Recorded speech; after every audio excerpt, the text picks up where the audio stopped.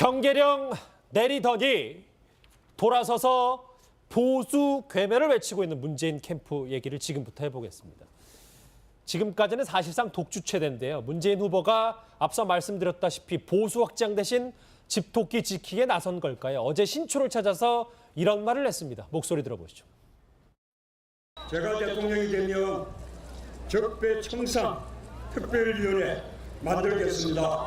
최순실을 비롯해서 국가 권력을 이용한 부정축제재산 모두 국가가 환수하겠습니다. 이명박 정부 사절강 비리, 방산 비리, 자원 외교 비리도 다시 조사해서 부정축제 자산 있으면 환수하겠습니다.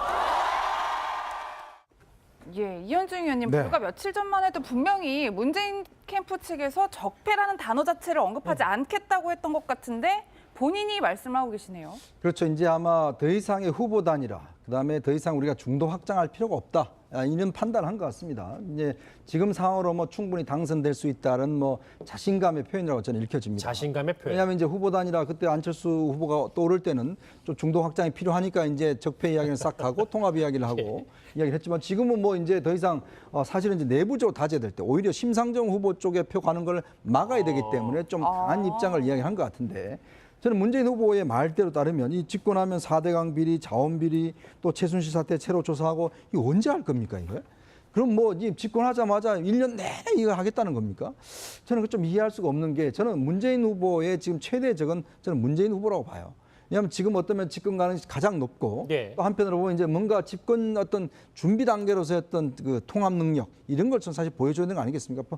보십시오. 지금 트럼프 대통령이 벌써부터 사드 이야기하고 있고 지금 집권하자마자 제일 큰 문제들이 다가오고 있는데 사실 이런 거 하나 다 하려고 그러면요. 이거 몇 년 걸려도 못 합니다, 이거. 그럼 야당이 이거 가만 놔두겠습니까? 저 이런 면에서 볼 때는 너무 예를 들어서 지금 좀 이 적폐적으로 앞서가는 것이 아닌가. 그리고 또 지금 통합은 다 어디 갔습니까? 통합 뭐 정부 한다더니만은 자꾸 이런 것만 강조를 하시는데 국민 입장에 볼 때 과연 그러면 도대체 그럼 문재인 후보의 정체는 뭔가? 통합인가 아니면 적폐청산인가? 이런 문제를 다시 하면 좀 헷갈리게 만드는 연설이 아닌가 저는 그렇게 보여집니다. 아까 자막으로 잠깐 저기 나가는군요. 그러니까 원래 적폐 대청소론을 했다가 그렇죠. 중간에 이제 대통합론 그리고 물론 뭐 문재인 후보 본인이 괴멸이라는 단어를 쓰진 않았습니다만 네. 저런 얘기 나왔다. 이게 그렇죠. 오락가락하는 겁니까? 아니면 뭐죠? 이종훈 실장님은 어떻게 보세요? 일단 이거죠. 대통합까지는 상황이 달랐어요. 대통합을 왜 얘기했냐면 그때는 안철수 후보가 치고 올라왔거든요. 그래서 양강 구도로 갈 확률이 굉장히 컸습니다. 한때는 안철수 후보가 양강 그런 여론조사에서 앞질렀던 때도 많지 않았습니까? 그때 적폐 청산을 뒤로 하고 대통합을 많이 외쳤어요. 그런데 지금 어떻게 됐죠? 양강 구도가 무너지고 있습니다. 그리고 전체적으로 투표 용지까지 인쇄가 끝났어요. 그러면 오자 구도는 확실해 보입니다. 물론 이제 나중에 어떤 변수가 마지막까지 있을지도 모르지만 그러나 대체적으로는 5명이 끝까지 갈 확률이 커져요. 그렇다면 지난 5년 전처럼 51대 48, 51대 49 게임은 안 된다는 거죠. 지난 5년 전에는 분명히 양자 구도였거든요. 그런데 이번에 오자 구도가 된다면 40%대 더 치열해지면 30% 중후반대에서 이 결정이 날 수도 있어요. 그러면 탁탁 털어서 30% 후반대에서 40%라면 어디겠습니까? 자기 지지층이에요. 그런데 집토끼만 잡으면 되니까. 그렇죠. 근데 집토끼가 좀 불안해지기 시작했어요. 뭐 때문이죠? 심상정 후보. 갑자기 막 올라갑니다. 심상정 후보는 사실은 진보에서 이런 표가 있어요. 난 진짜 심상정 후보가 좋은데 사실은 불안해. 이거 지금 이 심상정 후보한테 찍었다가는 정권 교체 안 되는 거 아니야? 라고 생각했던 문재인 후보를 지지했던 사람들 중에 동성애 발언? 아니, 이거 인권 변호사라면서 진보 아닌 거 아니야? 이렇게 생각하면서부터 조금씩 심상정 후보의 지지율이 오르기 시작했거든요. 그리고 심상정 후보 토론회에서도 굉장히 차별화된 그런 어떤 노선을 하고 그 당시만 해도 어쨌든 2위와의 격차가 굉장히 벌어지니까 내가 심상정 후보 찍어도 정권 교체는 될 거야. 라고 생각했던 그 지지층이 높아짐으로써 이거 안 되겠다. 적폐청산을 다시 이야기하면서 지지층을 결집시키면서 불안함을 표현하면서 마지막 오자구도에서 이기고자 하는 전략일 알겠습니다. 수밖에 없다는 거죠. 예. 예, 허 교수님 또 저는 이 부분이 참 흥미로웠던 게 사실 각 후보의 1순위 공약이 그 후보를 대변해준다 뭐 이렇게 평가할 수도 있을 것 같은데 일자리 공약에서 저택천산으로 이렇게 완전 부각을 시켰단 말이에요. 저희가 이 부분은 어떻게 해석을 해야 될까요? 그렇습니다. 방금 두 분이 잘 설명해 주시는데 선거 구도가 지금 조금씩 바뀌고 있습니다. 예를 들어서 안철수 후보의 지지율은 누가 가져가는가 했더니 홍준표 후보가 가져가고 보수표가 빠지면서 그죠.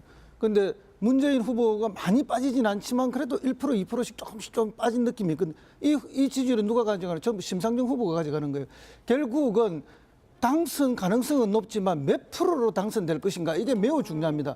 아무리 오자구도라 하더라도 40% 이상은 당선돼야 되고 가능하다면 45%대에서 당선돼 줘야 되는. 그럴 때 국민적 정통성이 커지는 것이거든요. 이렇게 설금설금 심상정 후보로의 지지율이 쭉쭉쭉 빠져나가면 어쩌면 30% 후반대로 당선될 수도 있고 더 빠지면 오히려 당선이 보장이 안 될 수도 있는 그런 캠프 내부에 절박한 그런 분석이 있다고 저는 판단합니다. 그렇기 때문에? 예, 그렇기 때문에 지금 그 일자리가 1번 공약으로 왔다가 밀리고 다시 뒤에 있던 게 앞으로 나오고 그다음에 적폐 이야기가 나오고 적폐청산위원회를 만들겠다 하고 또 이해찬 전 총리는 아주 강한 또 그런 발언들을 하게 되는 게 결국은 촛불 민심에 의해서 생겼던 장미 대선인데 촛불 민심들을 다 안아야 되겠다. 그걸 먼저 결집시켜 가야 되겠다는 그런 강력한 전략의 수정이 있지 않는가 그렇게 보여집니다. 전략의 수정. 그런데요, 허 교수님 저는 이제 단순한 궁금증인데 이 우선순위란 게 중요도를 뭐 얼마나 어디에 무게를 두느냐일 텐데 단순히 이렇게 전략에 의하여 우선순위를 변경한다?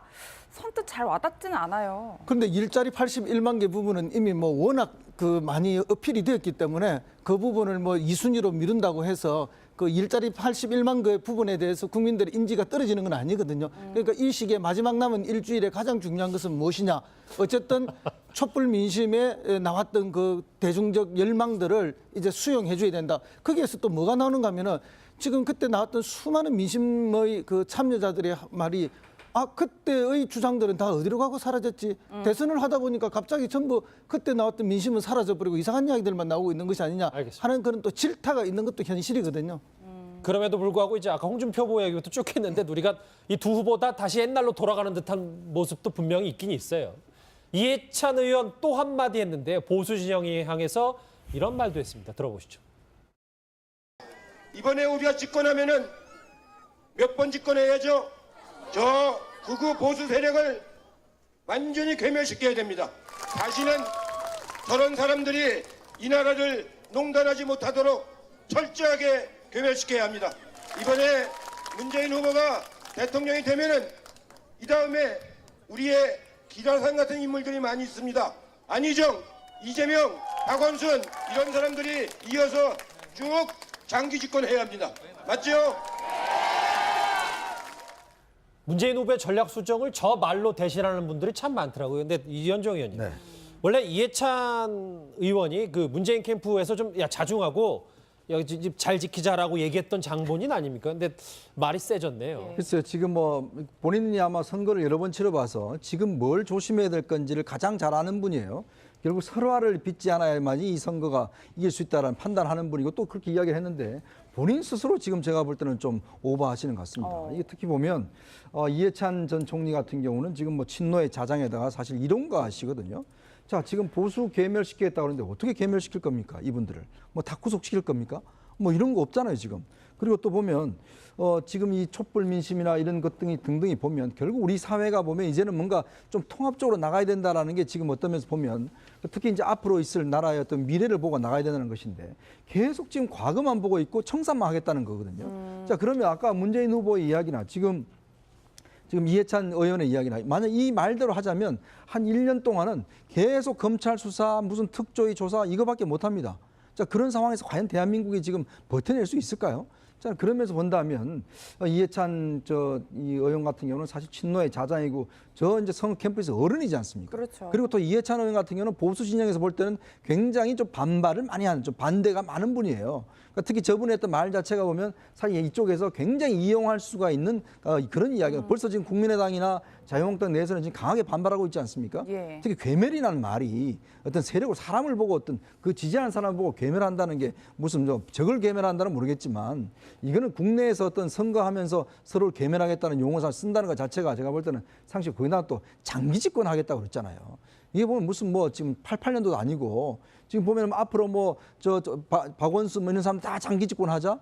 이 참 예전에 민주화를 외쳤던 분들이 스스로가 그 도구마에 빠져들어가는 것이 아닌가 저는 그런 생각이 좀 되게 듭니다. 세게 말하시네요. 예, 뭐박 변호사님 네. 아까 말씀하신 것처럼 홍준표 후보가 가만히 있지 않았어요. 그렇죠. 섬뜩함을 느낀다 이렇게 이야기를 했는데 보수층에서 가만히 있지는 않을 것 같아요. 아, 보수 측에서는 좋아하죠. 이런 괴멸이라는 표현을 써버리기 때문에 오히려 덥석 문 거예요. 미끼를 문 거라고 보입니다. 그래서 결국은 상황이다. 문의 상황이라고 표현을 하고 더 무서운 얘기를 했어요. 캄보디아의 킬링필드가 연상된다고 또 얘기를 했거든요. 이거는 뭐 다들 알다시피 폴포트 정권에서 200만을 그 학살했던 사건인데 예. 글쎄요, 뭐 같지 않는데 이게 괴멸이라는 표현이 나오자마자 이거랑 같이 연결을 시켜버리는 겁니다. 그래서 홍준표 변화 자유한국당 입장에서는 이해찬 선대위원장 같은 사람이 이 강력한 단어를 쓰면 쓸수록 본인들한테는 써먹기 좋기 때문에 유리한 상황이 된다고 이렇게 보입니다.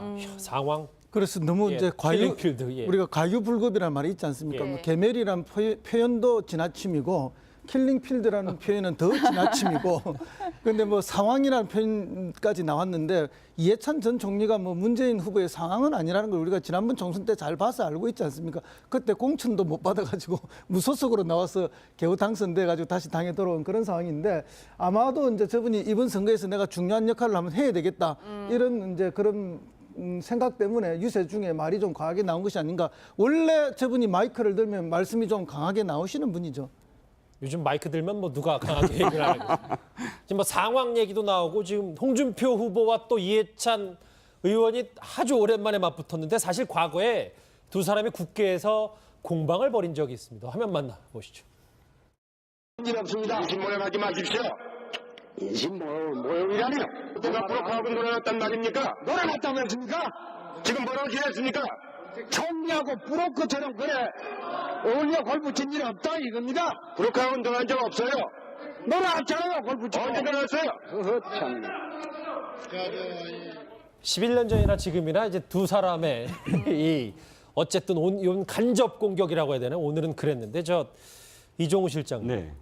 근데 민주당 내에서 이제 말 조심해야 된다는 건 경계력은 다 알고 있지만 90% 당선이라는 말도 나와서 이것도 조금 어느 정도 수준으로 받아들여야 되냐. 유세는 물론 우리가 얘기를 했지만 뭐 평양대사 얘기도 나오고 그래서 어느 정도 가려서 듣긴 해도 너무 좀 일찍 도취된 거 아니냐 이런 지적들도 있었어요. 그렇죠. 그 뭐 샴페인 얘기도 있고 그 사실 이제 이 마지막까지 끝날 때까지 끝난 것이 아니다. 조심하자 이런 어떤 분위기 속에서 그럼에도 불구하고 오늘 이해찬 의원의 괴멸 발언은 굉장히 전략적이었다. 아까 박 변호사 말씀 전적으로 동감하는 게 양쪽이 윈윈 전략이었다라고 표현할 수밖에 없어요. 둘 다 윈윈이에요. 그러니까 정치인들은 칭찬하는 것보다 욕해줄 때가 고마울 때가 있거든요. 욕해줄수록 사실은 같이 욕을 해주고 그러면서 양쪽 진영만 남습니다. 이렇게 되면 제3의 길이 없어요. 그러니까 문재인 대표 후보 측이나 홍준표 후보 측이나 서로 사실 진영으로 이제는 비판을 할 수밖에 없거든요. 진영으로 비판하면 뭐 종북 척결 대 보수 괴멸 이렇게 프레임이 딱 짜져요. 그러면 이렇게 프레임이 짜지면 서로 비판을 하는 속에서 나머지 세 후보는 끼어들 수가 없어요. 그건 진짜 낀철수가 되는 겁니다. 그렇죠. 그러니까 제3의 길, 개헌 뭐 이런 이야기들은 전혀 이 프레임 안에 못 들어오거든요. 그러니까 서로 욕하는 게 고마운 상황이 된 거죠, 지금은. 아까 뭐 나머지 세 후보들이 이제 존재감 부각이 쉽지 않다고 했는데 심상정 후보가 문재인 후보를 향해서 어제 좀 의미심장한 말을 했습니다. 그 목소리 들어보시죠. 우리 문재인 후보님이요. 이분이 너무 약해요. 너무 매사모호해요. 확실하지 않아요. 그죠? 아니 아직 권력도 잡기 전에도 재벌들한테 이렇게 눈치 보고 단호하지 못하면은 권력 잡아서 하실 수 있겠어요? 제가 문재인 후보님 한번 뭐 비판하면은 뭐 아이고 우리 작은 당 정의당 다 날아갈 것 같아요. 예, 이 의원님 뭐 시원시원하게 하실 말씀은 다 하시는데 마지막에 좀 우려를 나타내신 게 우리 작은 당 정의당 다 날아갈 것 같다 이런 걱정 섞인 목소리를 내셨어요. 그러니까 이게 심상치 않은 거죠. 본인 느끼시는 겁니다. 그러니까 심상정 후보 저번에 한번 그 TV 토론 때 그 한번 문 후보 비판했다가 얼마나 곤욕을 당했습니까? 그리고 또 당 내에서도 뭐 탈당한다는 소리도 있고 그만큼 이게 그 패권이라는 게 사실 그렇습니다. 이게 뭔가 자신이 잡고 있는 것에 대해서 침해를 할 경우는 어떤 저런 내부에서도 이제 위협을 느끼는 것이죠. 더군다나 이제 심상정 후보 이야기했지만 작은 정당을 흔들어대면 어떤 존재할 수가 없는 것이거든요. 예전에 우리가 선거 때 보면 항상 이제 끝판에 가면 결국 양쪽으로 몰리면 거기서 항상 정의당은 뭐 어떻게 옛날 통합진보당이나 노동당과 마찬가지로 존재감이 없어졌어요. 그러다 보니까 권영길 후보가 나왔을 때 그래도 마지막까지 가서 살림 좀 나아지셨습니까? 그 한마디 하시는 바람에 그래도 3.9%까지 했잖아요. 예. 근데 이번에는 제가 볼 때는 우리도 진보 정당이 저렇게까지 상승하는 거는 상당히 이제 우리 어떤 이 나라도 보면 다양화되고 있다라는 하나의 그렇죠. 반증이거든요. 예. 근데 이제 문제는 심 후보 입장에서 본다면 이것 또한 이렇게 만들어 놨는데 또 한 번에 훅 갈 수가 있다. 왜냐하면 이 당선 가능성, 정권 교체 필요성. 그러니까 지금 벌써 오늘 민주당에서 나오는 게 벌써 심상치 않지 않습니까? 저러면 또 오늘 또 SNS에 막 나옵니다. 이제 본격적으로 이제 심 후보를 겨냥하고 또 정의당을 겨냥한 또 디스들이 많이 나올 거거든요. 아마 그걸 이제 아마 본인도 생각하고 저런 말씀하시는 것 같습니다. 지금 예. 그런데 원래 뜨면은 공격이 대상이 되는 게 맞아요. 지금까지는 존재가 미미했기 때문에 한 번도 이런 공격을 안 받아봐가지고 공격받는 것이 얼마나 아픈가를 잘 모르죠. 근데 이제 본격적으로 10%대까지 진입 가까이 하면서 주목의 대상이 되면 반드시 그게 따르는 빛이 있으면 그림자도 있기 마련이거든요. 아마 그 그림자를 지금 경험하고 계신 게 아닌가 이렇게 보입니다.